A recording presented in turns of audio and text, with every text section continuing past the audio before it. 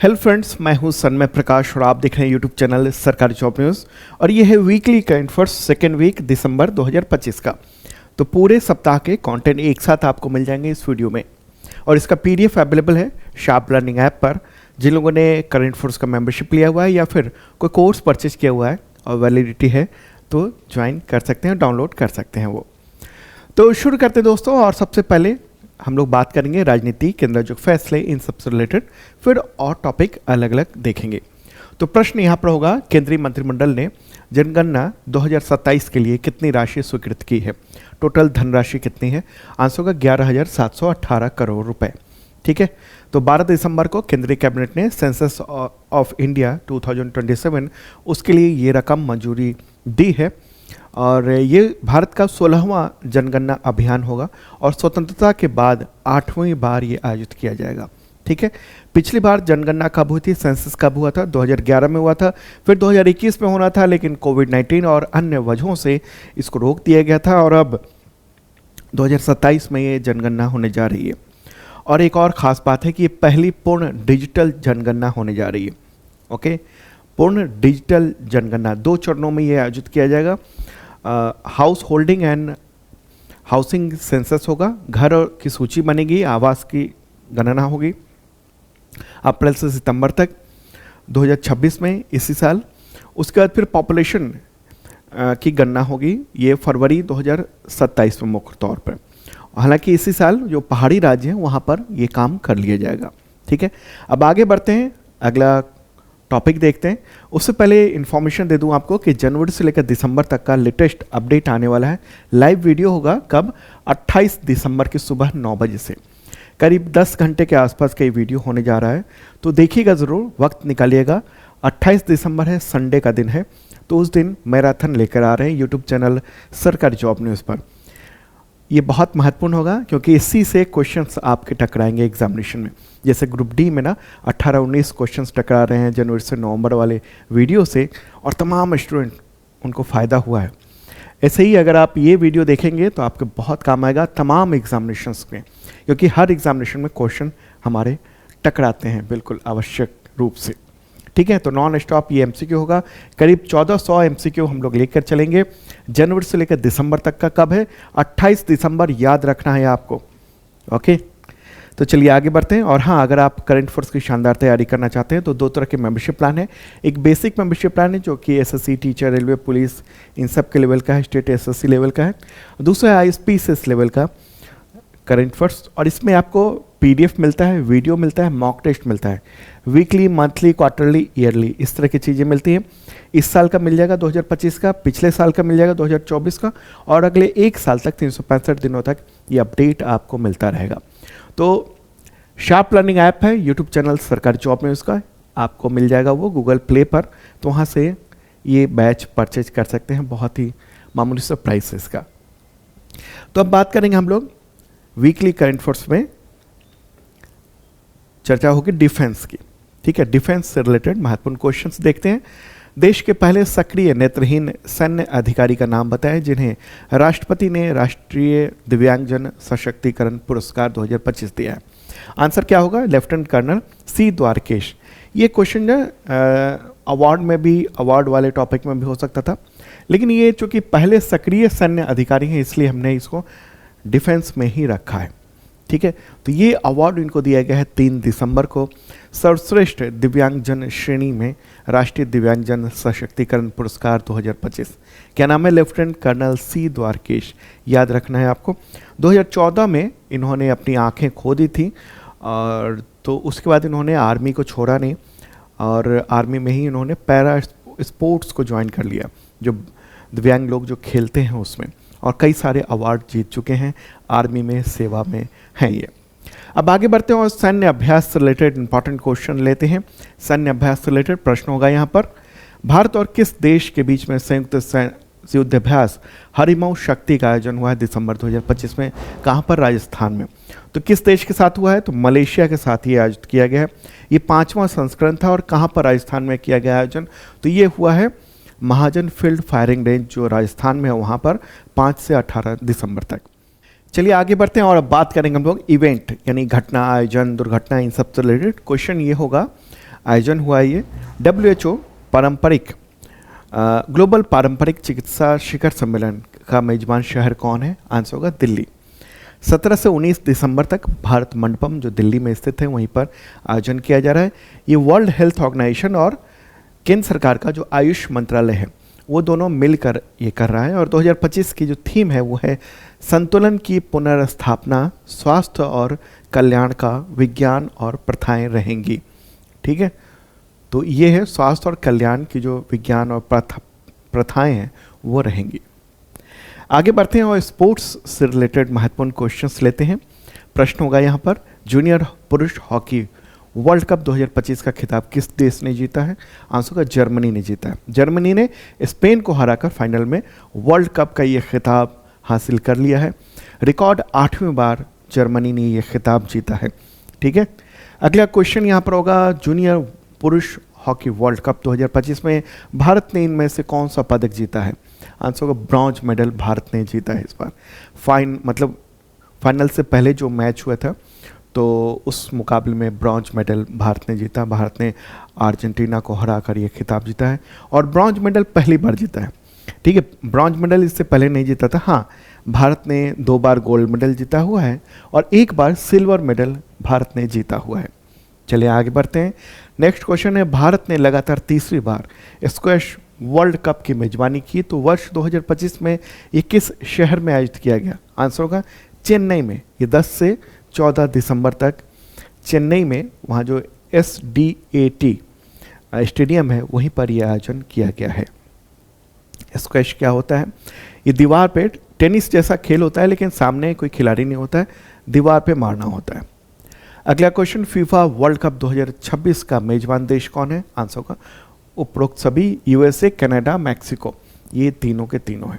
ठीक है, तो ये कब से कब तक होगा? 11 जून से लेकर 19 जुलाई 2026 तक। अगले साल होना है। अमेरिका, कनाडा, मैक्सिको में ये खेला जाएगा। ठीक है, तो ये महत्वपूर्ण बात रही। चलिए आगे बढ़ते हैं और अवार्ड से रिलेटेड महत्वपूर्ण क्वेश्चंस लेते हैं। किस भारतीय को संयुक्त राष्ट्र यानी यूनाइटेड नेशंस का सर्वोच्च पर्यावरण सम्मान, नाम क्या है उस सम्मान का? तो चैंपियंस ऑफ द अर्थ पुरस्कार अवार्ड 2025 किसे मिला है? सुप्रिया साहू को मिला है। ये IAS अधिकारी हैं। ओके, और ये अवार्ड उनको मिला है एक खास कैटेगरी में। उस कैटेगरी का नाम है इंस्पिरेशन एंड एक्शन। इस श्रेणी में कैटेगरी में इंस्पिरेशन एंड एक्शन कैटेगरी में ये उन लोगों को मिलता है जो मानवता और पृथ्वी के लिए परिवर्तनकारी जो पर्यावरणीय लाभ पैदा करते हैं उसके लिए मिलता है। तो ये IAS अधिकारी हैं, तमिलनाडु में एडिशनल चीफ सेक्रेटरी भी हैं, तो इनको ये मिला है। और champions of the earth award जो ना केवल इन्हीं को नहीं मिला है बल्कि कई और दुनिया के लोगों को मिला है, लेकिन भारत से सिर्फ एक व्यक्ति हैं, सुप्रिया साहू 2025 वाला अवार्ड जीतने वाली। ठीक है, और भी हैं जैसे प्रशांत द्वीप समूह के छात्र समूह को मिला है। प्रशांत द्वीप के ये नीति नेतृत्व कैटेगरी में मैरियम इसोफो ये फ्रांस की हैं, तो उनको उद्यमशील दृष्टिकोण के लिए मिला है। इमाजोन को मिला है, ये ब्राज़ील के हैं, विज्ञान और नवाचार के क्षेत्र में। मैनफ्रेडी कैल्टारिनोरोन ये मरणोपरांत मिला है लाइफ टाइम अचीवमेंट अवार्ड के तौर पर। ठीक है, तो ये नाम आपको याद रखना है, इसी से प्रश्न आएंगे, बाकी तो उम्मीद बहुत कम होती है। ये वाला जो है ना वो नाम आपको बिल्कुल ही याद रखना है। आगे बढ़ते हैं अगला क्वेश्चन की पहला फीफा पीस प्राइज किसको मिला है 2025 का? आंसर क्या होगा? Donald Trump. 5 दिसंबर को वाशिंगटन में ये आयोजन हुआ था, ड्रॉ आयोजन हुआ था, फीफा मेंस ड्रॉ कप, तो ड्रॉ सेरेमनी हुआ था। ठीक है, तो ड्रॉ सेरेमनी के दौरान ये अवार्ड इनको दिया गया, फीफा शांति पुरस्कार। ट्रंप ने तुरंत ही अपने गले में पदक डाल दिया लगा ऐसे कि कोई और न ले जाए तो यहाँ आप देख रहे हैं ये तो ट्रंप हैं और इधर हैं कौन? फीफा के अध्यक्ष हैं जियानी इन्फेंटिनो, तो उन्होंने ट्रंप को प्रमाण पत्र दिया है। ठीक है, तो ड्रॉ आयोजन हुआ था अमेरिका में। ड्रॉ आयोजन क्या होता है? ड्रॉ जो सेरेमनी होता है उसमें अलग अलग देशों को, टीमों को अलग अलग कैटेगरी में डाला जाता है। A category, B category, C category, D category, और वो कैटेगरी फिर आपस में खेलते हैं। ठीक है, अगला क्वेश्चन होगा रियलिटी शो बिग बॉस 19 के विनर कौन बने हैं? आंसर गौरव खन्ना बने हैं। 7 दिसंबर को ये ऐलान किया गया है। टाइम मैगजीन ने सीईओ ऑफ द ईयर 2025 का सम्मान किस भारतीय मूल के व्यक्ति को दिया है? आंसर क्या होगा? नील मोहन। नील मोहन कौन है? यूट्यूब के सीईओ है और इंडियन ओरिजिन है। हालांकि वो वहाँ के नागरिक हैं, अमेरिका के, लेकिन भारतीय मूल के हैं। ठीक है, 2023 से उनके कमान में यूट्यूब है। ठीक है, तो ये है मूलतः वो लखनऊ के आसपास के बताए जाते हैं। बाद में वो अमेरिका चले गए माता पिता के साथ और फिर पढ़ाई वढ़ाई भी की वहीं पर और करियर देखिए। आगे बढ़ते हैं और अब इंडेक्स और सूचकांक से रिलेटेड महत्वपूर्ण क्वेश्चंस लेते हैं। विश्व असमानता रिपोर्ट 2026 के अनुसार भारत के शीर्ष 1% आबादी की इनकम देश की कुल आबादी की आय का कितना प्रतिशत है? यानी देश की जो राष्ट्रीय आय है उसका कितना प्रतिशत है? 1% आबादी की इनकम। आंसर का 22.6%। भारत में आय असमानता जो है ना, इनकम इनइक्वालिटी दुनिया में सबसे ज़्यादा है और ये रिपोर्ट आई है वर्ल्ड इनइक्वालिटी रिपोर्ट 2026 में। इसको दुनिया के बड़े काफ़ी मशहूर जो अर्थशास्त्री हैं उन सब ने तैयार किया है और इसको अगर आप कहेंगे किस ऑर्गेनाइजेशन ने तैयार किया है तो वर्ल्ड इनइक्वालिटी लैब उसने जारी किया दिसंबर 2026 में और ये report United Nations Development Programme यानी यूएनडीपी के सहयोग से बनाई गई है। अगला क्वेश्चन, विश्व असमानता रिपोर्ट यानी वर्ल्ड इनइक्वालिटी रिपोर्ट 2026 के अनुसार भारत की टॉप 10% जो आबादी है उसकी इनकम देश की कुल आबादी की आय का कितना प्रतिशत है? यानी राष्ट्रीय आय का कितना प्रतिशत है? आंसर होगा 57.7%। ठीक है, तो ये है रिपोर्ट, एक इंपॉर्टेंट रिपोर्ट आई है और ये तीसरी रिपोर्ट है। इससे पहले 2018 फिर 2022 और ये 2026 रिपोर्ट है। ठीक है, तो ये है। अगर आप देखना चाहते हैं कि क्या स्थिति है तो यहाँ देखिए, मतलब रकम में यूरो में दिया हुआ है और इसमें दो चीज़ें हैं, एक तो इनकम है और एक वेल्थ है, यानी आय और संपत्ति की बात की गई है। तो टॉप 1% की जो इनकम है ना, भारत में टोटल जो इनकम होती है तमाम जनता की उसका 22.6% इनकम हो रहा है और संपत्ति 1% के पास कितना है? वो 40.1% है। इतनी ज़्यादा संपत्ति लेके बैठा हुआ है केवल 1% आबादी भारत का। और 10% की बात करेंगे तो उसकी इनकम है पूरे भारत के राष्ट्रीय आय की 57.7% और उसके पास संपत्ति कितनी है? 65%, 10% के पास। मिडिल जो 40% है उसके पास इनकम है 27.3% और संपत्ति है 28.6%। और बॉटम जो बहुत बुरे दौर में है 50% आबादी देश की, उसकी जो इनकम है वो 15% है। पूरे भारत में जितने लोग कमाते हैं उसका मात्र 15%, 50% ये है। ये सब कौन है? ये जो गरीब मजदूर टाइप के लोग हैं वो सब हैं। ठीक है, और संपत्ति मात्र 6.4% है। बड़े बड़े घर, बड़ी बड़ी बिल्डिंगें तो नज़र आती हैं लेकिन झोपड़ियाँ और सड़कों के किनारे रहने वाले लोग नज़र नहीं आते, वो 50% में है। ये स्थिति है, बहुत बुरे दौर में हम लोग जी रहे हैं। दुनिया में भी कमोबेश ऐसी ही स्थिति है। दुनिया के जो सबसे धनी 0.001% जो लोग हैं उनके पास गरीब 50% लोगों की संपत्ति से 3 गुना धन है। ये है स्थिति। खैर चलिए हम आगे बढ़ते हैं। अगला क्वेश्चन, यूनेस्को ने वर्ष 2025 में इनमें से किसे अमूर्त सांस्कृतिक विरासत सूची में शामिल किया? आंसर होगा दीपावली। ठीक है, लेटेस्ट अपडेट है ये। यूनेस्को ने दीपावली को मानवता की अमूर्त सांस्कृतिक विरासत सूची में लिस्ट कर लिया है और ये फैसला हुआ है यूनेस्को की intergovernmental committee for intangible heritage, उसकी जो मीटिंग हुई 20वीं बैठक हुई। और कहाँ पर ये मीटिंग हुई थी? दिल्ली के लाल किले में हुई थी 8 से 13 दिसंबर को। तो उसी में ये सबसे बड़ा इम्पॉर्टेंट ये फैसला किया गया है। ठीक है, तो अब भारत की जो मानवता की अमूर्त सांस्कृतिक विरासत है यूनेस्को के द्वारा जो दुनिया भर के लिए घोषित है, उनमें टोटल संख्या भारत की हो गई 16। ये पूरी लिस्ट आप देख रहे हैं, टोटल 16 हो गई है। वेद पठन है, फिर कुट्टियम है, रामलीला, रम्मत, मुदियट्टू, कालबेलिया, लोक नृत्य, लोकगीत और नृत्य, छऊ नृत्य लद्दाख का बौद्ध पाठ है, मणिपुर का संकीर्तन है, जांडियाल गुरु के ठठेरा बर्तन निर्माण है, योग है, नवरोज, कुंभ मेला, कोलकाता के दुर्गा पूजा, गुजरात का गरबा और अब दीपावली। तो ये टोटल 16 संख्या हो गई है। ये सब याद रखना है। क्यों याद रखना है? क्योंकि इससे प्रश्न आपके एग्जामिनेशन में जो ना वो आने की संभावना बहुत ज़्यादा है। अमूर्त क्या मतलब क्या होता है? अमूर्त सूची मतलब अमूर्त मतलब कि जिसको आप छू नहीं सकते हैं, केवल भावनाओं में ही इसको महसूस किया जा सकता है। ठीक है, ये सांस्कृतिक धरोहर है जिसको यूनेस्को आगे बढ़ाने की कोशिश करता है। आगे बढ़ते हैं और अब विज्ञान और रिसर्च यानी साइंस एंड रिसर्च से रिलेटेड इंपॉर्टेंट क्वेश्चन। किस कंपनी ने अंतरिक्ष में डेटा सेंटर स्थापित करने के लिए प्रोजेक्ट सन कैचर पर काम शुरू किया? Answer Google. गूगल ने ये शुरू किया। गूगल के जो सीईओ हैं सुंदर पिचाई, उन्होंने ये ऐलान किया, घोषणा की है कि उनकी कंपनी प्रोजेक्ट सन कैचर पर काम कर रही है और इसका लक्ष्य टारगेट है 2027 तक अंतरिक्ष में सौर ऊर्जा से चलने वाले डेटा सेंटर को स्थापित करना। तो इसमें क्या है कि अंतरिक्ष में सैटेलाइट्स भेजे जाएंगे रॉकेट के जरिए और वहाँ पर वो डेटा सेंटर के तौर पे काम करेगा। डेटा सेंटर होता क्या है? डेटा सेंटर का मतलब एक समझ लीजिए पृथ्वी पर इस तरह का होता है और जो ये एक सर्वर समझ लीजिए, सर्वर और इंटरनेट का ब्रेन समझ लीजिए आप इस चीज़ को। जैसे मैं जो ये वीडियो आपको प्रेजेंट कर रहा हूँ, अगर लाइव भी है तो ये प्रोसेस यहीं पर हो रहा है। यहाँ से डेटा जा रहा है उस डेटा सेंटर पर और डेटा में प्रोसेस होके आप तक पहुँच रहा है तेजी से, और आप जैसे हजारों लाखों लोगों तक पहुँच रहा है ये डेटा। ठीक है, तो उस डेटा सेंटर की बदौलत हो रहा है। अगर रिकॉर्डेड भी है तो ये पहले डेटा वहाँ पर स्टोर हो रहा है और वहाँ से जब आप वो डेटा, वो वीडियो देखना चाह रहे हैं, कंटेंट देखना चाह रहे हैं, तो तुरंत ये डेटा वहाँ आप तक पहुँच रहा है। तो यही होता है डेटा सेंटर। अब ये डेटा सेंटर अंतरिक्ष में स्थापित किया जाएगा। क्यों किया जाएगा भाई?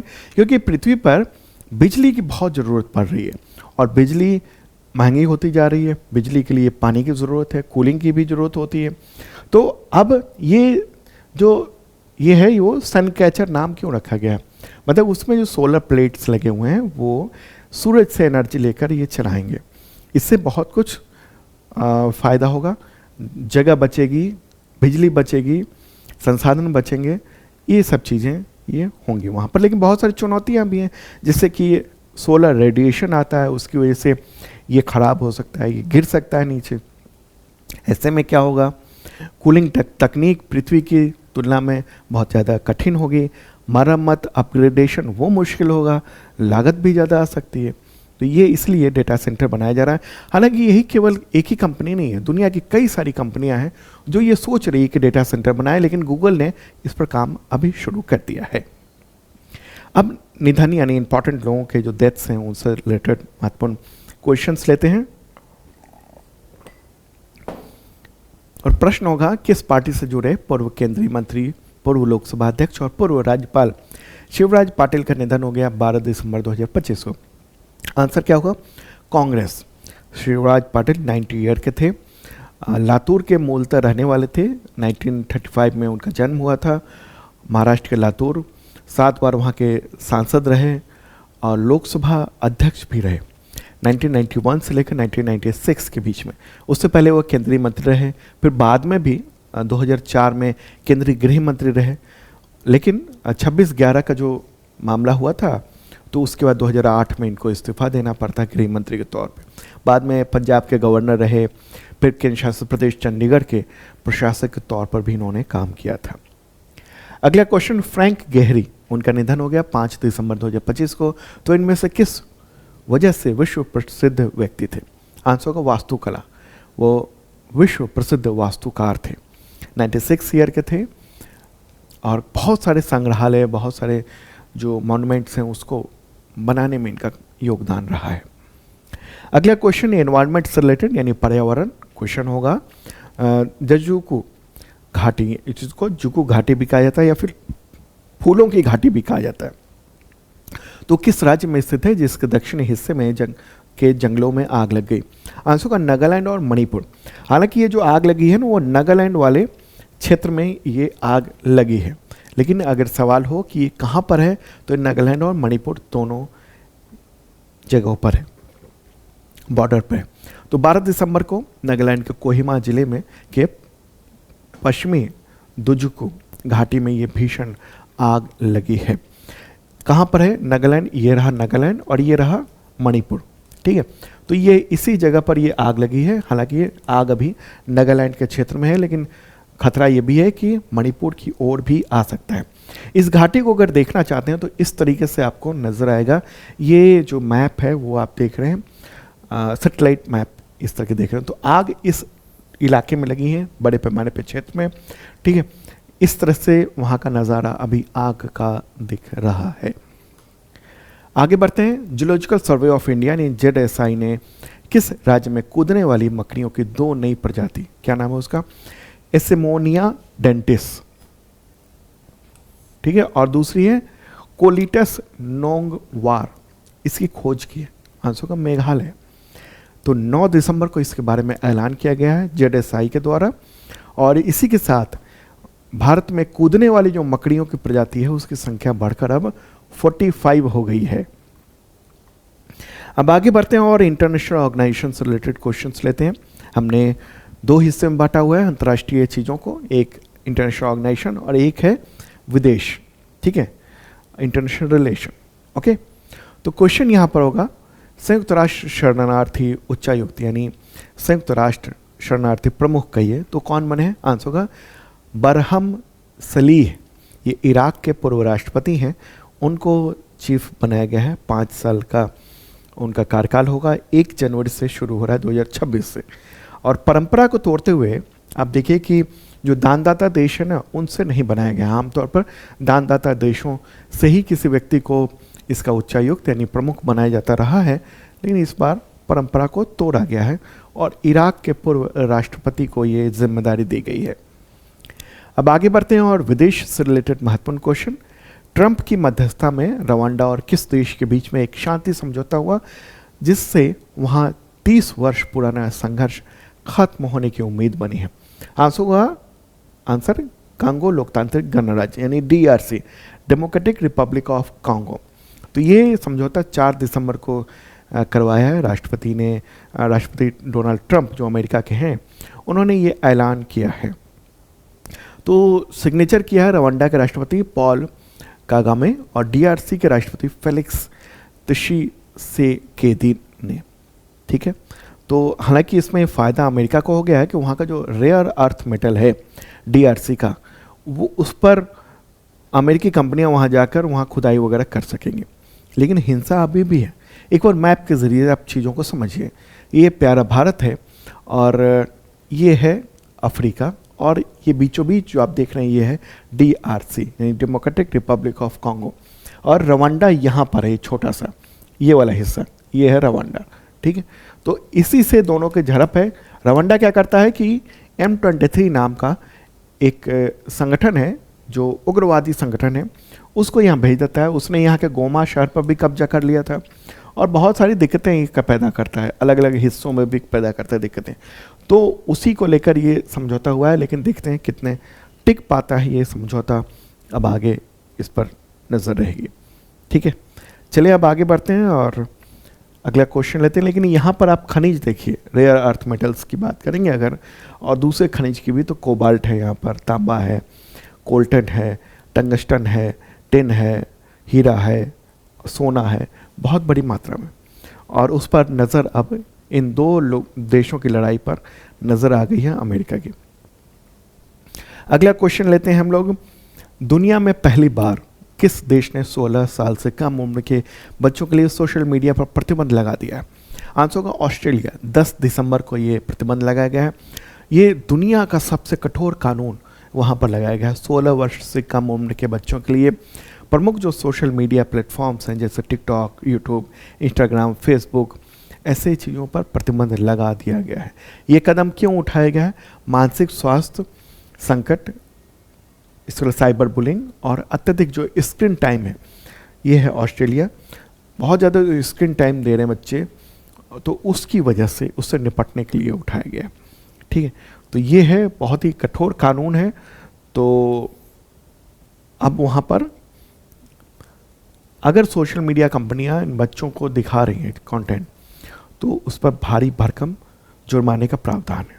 ऑस्ट्रेलिया की राजधानी क्या है? कैनबरा है। और प्राइम मिनिस्टर कौन है? Anthony Albanese. और मुद्रा क्या चलती है वहाँ पर? ऑस्ट्रेलियाई डॉलर। अगला क्वेश्चन, किस अफ्रीकी देश में दिसंबर 2025 में सैनिकों ने तख्ता पलट का दावा किया जिससे कुछ देर बाद सरकार ने इसे नाकाम कर दिया? आंसर होगा बेनिन। बेनिन में 7 दिसंबर को सैनिकों के एक समूह ने अचानक वहाँ के टीवी पर आकर सरकार को भंग करने का ऐलान कर दिया था, और लेकिन कुछ देर बाद सरकार ने कहा कि हमने ये जो कोशिश थी कू की, मिलिट्री कूप कहते हैं अंग्रेजी में, हिंदी में कहते हैं सैन्य तख्ता पलट, तो उसको नाकाम कर दिया है। ठीक है, बेनिन कहाँ पर है? एक और मैप के जरिए देखिएगा, अफ्रीका में, प्यारा भारत है अपना। और अब चलते हैं अफ्रीका की ओर। ये मैप इसलिए बताता हूँ ना ताकि आपको क्रिस्टल क्लियर हो जाए। तो ये अफ्रीका है, उसमें बेनिन है, छोटा सा देश, ये वाला हिस्सा है, ये है बेनिन। ठीक है, इसकी राजधानी है पोर्टो नोवो, राष्ट्रपति हैं पैट्रिस टैलन, मुद्रा यहाँ पर चलती है CFA फ्रैंक। पड़ोसी देशों की बात करेंगे तो इधर टोगो है, इधर माली है, ठीक है, इधर नाइजर है, नाइजीरिया भी है। आगे बढ़ते हैं, अगला क्वेश्चन, चेक गणराज्य के नए प्राइम मिनिस्टर कौन बने हैं? आंद्रेज बबीज। क्या नाम है? आंद्रेज बबीज। तो ये नए प्राइम मिनिस्टर बन गए, 71 ईयर के हैं, अरबपति कारोबारी हैं, मतलब बहुत सारी कंपनियों के मालिक हैं। हालांकि इन्होंने कहा है कि अभी कंपनियों की जिम्मेदारी मैं एक ट्रस्ट के दे रहा हूँ और वो चलाएगी कंपनी, और मैं तो देश को चलाऊंगा। चेक गणराज्य, चेक रिपब्लिक। ठीक है, इससे पहले भी वो प्राइम मिनिस्टर रह चुके हैं 17 से 21 तक। चेक गणराज्य कहाँ है? ये लैंड लॉक देश है, यूरोपीय देश। ठीक है, चलते हैं, ये प्यारा भारत है और अब यूरोप की ओर। यूरोप है ये पूरा, और उसी में ये चेक रिपब्लिक है। इसकी राजधानी क्या है? प्राग है। राष्ट्रपति हैं पेट्र पावेल और प्राइम मिनिस्टर नए बने हैं आंद्रेज बबीज। मुद्रा यहाँ पर चेक कोरोना चलता है। पड़ोसी देशों की बात करेंगे, इधर जर्मनी है, पोलैंड है, स्लोवाकिया है, ऑस्ट्रिया है। आगे बढ़ते हैं और अब GI टैग से रिलेटेड महत्वपूर्ण प्रश्न देख लेते हैं। किस राज्य के कविंदा पड़ी नट्टू शक्कर है उसको GI टैग दिया गया है? ये एक तरह का गुड़ है। ठीक है, आंसर क्या होगा? तमिलनाडु। ओके, तो ये जो है ना वो तमिलनाडु का ईरोड जिला है, उसका कविदपदी एक क्षेत्र है, वहीं पर ये पारंपरिक ये गुड़ है, काफ़ी पॉपुलर है, तो उसको GI टैग दिया गया है। अगला क्वेश्चन, किस राज्य के खजुराहो स्टोन क्राफ्ट को GI टैग मिला है? खजुराहो कहाँ पर है? मध्य प्रदेश में है। ठीक है, तो वह आंसर यही होगा, मध्य प्रदेश। ओके, छतरपुर जिले में खजुराहो है मध्य प्रदेश के, तो वहीं पर जो स्टोन क्राफ्टिंग है, जो वहाँ के मंदिर की जो शैली है, जो वहाँ के मंदिर में जो प्रतिमाएं हैं उसकी जो शैली है, उसी के लिए ये मिला है। ठीक है, वो काम अभी भी हो रहा है। किस प्रदेश के या किस राज्य के बैतूल भरेवा मेटल क्राफ्ट को GI टैग मिला है? मध्य प्रदेश के। ठीक है, मध्य प्रदेश के जो बैतूल जिला है, वहाँ की जनजातीय समुदाय, ये भैरवा नामक जनजातीय समुदाय है, वो इसको पारंपरिक रूप से ये बनाती है। अगला क्वेश्चन होगा, किस प्रदेश के छतरपुर फर्नीचर को GI टैग मिला है? छतरपुर कहाँ है? मध्य प्रदेश में। तो मध्य प्रदेश, वहाँ पर फर्नीचर की कला खास तौर पे है, जो उसकी डिज़ाइन की जाती है, तो इसलिए ये GI टैग मिला है। अगला क्वेश्चन, किस राज्य के ग्वालियर सैंडस्टोन को GI टैग मिला है? मध्य प्रदेश के। ठीक है, तो ये है, वहाँ सैंडस्टोन है, सफ़ेद मार्बल कहिए उसको। अगला क्वेश्चन, किस राज्य के पेपर मैशे क्राफ्ट को GI टैग मिला है? मध्य प्रदेश के। ग्वालियर का पेपर मैशे क्राफ्ट है, ये पुराने कागज़ों को उससे मूर्तियाँ, इसके अलावा बहुत सारी चीज़ें, आइटम बनाए जाते हैं, उसमें प्लास्टर ऑफ पेरिस का भी इस्तेमाल किया जाता है। अगला क्वेश्चन होगा यहाँ, किस राज्य के Namakkal stone soft stone, Namakkal soft stone cookware को, बर्तन को GI टैग मिला है? आंसर क्या होगा इसका? तमिलनाडु। नमक्कल एक जिला है तमिलनाडु का, वहीं पर हाथ से बनाए जाते हैं साबुन पत्थर के बर्तन होते हैं, जो गर्मी को लंबे समय तक बनाए रखते हैं खाने को, तो ये है। अगला क्वेश्चन, किस राज्य के अम्बास मुद्रम, अम्बा समुद्रम कहिए, चोपू। तो उस सामान को जीआई टैग मिला, आंसर होगा तमिलनाडु। ठीक है, तो तमिलनाडु के तिरुनेलवेली जिला है, वहीं का अम्बा समुद्र में एक क्षेत्र है। तो वहीं का ये हस्तशिल्प है, लकड़ी के छोटे छोटे बर्तन बनाए जाते हैं जो कि बच्चों के खेलने के लिए मुख्य तौर पे ये होते हैं। अगला क्वेश्चन, किस राज्य के थुईमल्ली चावल को जीआई टैग मिला है, आंसर होगा तमिलनाडु। ठीक है, अगला क्वेश्चन, किस राज्य के उरेयूर सूती साड़ी को जीआई टैग दिया गया है, तमिलनाडु। तमिलनाडु के तिरुचि क्षेत्र का ये प्रसिद्ध है, तो उसे जीआई टैग दिया गया। तो दोस्तों अब आगे बढ़ते हैं और अब इस वीडियो के आखिरी हिस्से में आ चुके हैं, दिवस से रिलेटेड महत्वपूर्ण क्वेश्चंस देखते हैं। और हाँ, आपको फिर से याद दिला दूं कि जनवरी से दिसंबर तक का मैराथन वीडियो आ रहा है 28 दिसंबर, याद रखिएगा दिन, संडे का दिन है, रिजर्व रखना है आपको पूरा दिन। 9 बजे से चलेगा, ये करीब 10 घंटे का ये वीडियो होने जा रहा है। लाइव मैं बताऊंगा आपको पूरे साल का करंट अफेयर्स, ओके। और हम रिमाइंडर भी लगा सकते हैं यूट्यूब चैनल सरकारी जॉब न्यूज़ पर, उसका लिंक अवेलेबल हो जाएगा, ओके। और हाँ, अगर आप करंट अफेयर्स की शानदार तैयारी करना चाहते हैं, चाहे कोई भी एग्जामिनेशन हो, तो 2 तरह के मेंबरशिप प्लान है, बेसिक है और एक ISPCS है। ये ज्वाइन कर सकते हैं कहाँ पर, शार्प लर्निंग ऐप पर, गूगल प्ले पर मिल जाएगा वो ऐप। तो अब दिवस से रिलेटेड महत्वपूर्ण क्वेश्चन, मानवाधिकार दिवस कब मनाया जाता है, तो 10 दिसंबर को मनाया जाता है और थीम है इस बार की मानवाधिकार हमारी रोजमर्रा की जरूरतें। संयुक्त राष्ट्र ने यह घोषणा की हुई है। अगला क्वेश्चन, अंतर्राष्ट्रीय पर्वत दिवस कब मनाया जाता है, तो 11 दिसंबर को मनाया जाता है और थीम है पहाड़ों और उससे आगे पानी, भोजन और आजीविका के लिए ग्लेशियर बहुत ज़रूरी हैं। ये भी यूनाइटेड नेशंस जनरल असेंबली के द्वारा ही घोषित है। सशस्त्र सेना झंडा दिवस कब मनाया जाता है, 7 दिसंबर को मनाया जाता है, ओके, 7 दिसंबर। आगे बढ़ते हैं, अंतर्राष्ट्रीय नागरिक उड्डयन दिवस तो 7 दिसंबर को मनाया जाता है और 7 दिसंबर अंतर्राष्ट्रीय नागरिक उड्डयन दिवस। अगला क्वेश्चन, अंतर्राष्ट्रीय भ्रष्टाचार विरोधी दिवस कब मनाया जाता है, तो 9 दिसंबर को मनाया जाता है और थीम है भ्रष्टाचार के खिलाफ युवाओं के साथ एकजुट होना, कल की ईमानदारी को आकार देना। ये भी यूनाइटेड नेशन जनरल असेंबली ने घोषित किया हुआ है। अगला क्वेश्चन, अंतर्राष्ट्रीय नरसंहार पीड़ित संस्मरण और रोकथाम दिवस कब मनाया जाता है, तो 9 दिसंबर को मनाया जाता है। यूनाइटेड नेशंस जनरल असेंबली ने इसको 2015 में घोषित किया हुआ है।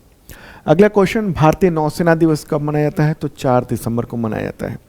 4 दिसंबर क्यों मनाया जाता है इसी दिन, 4 दिसंबर 1971 को भारत और पाकिस्तान के युद्ध के समय इसी दिन पाकिस्तान के खिलाफ ऑपरेशन ट्राइडेंट शुरू हुआ था।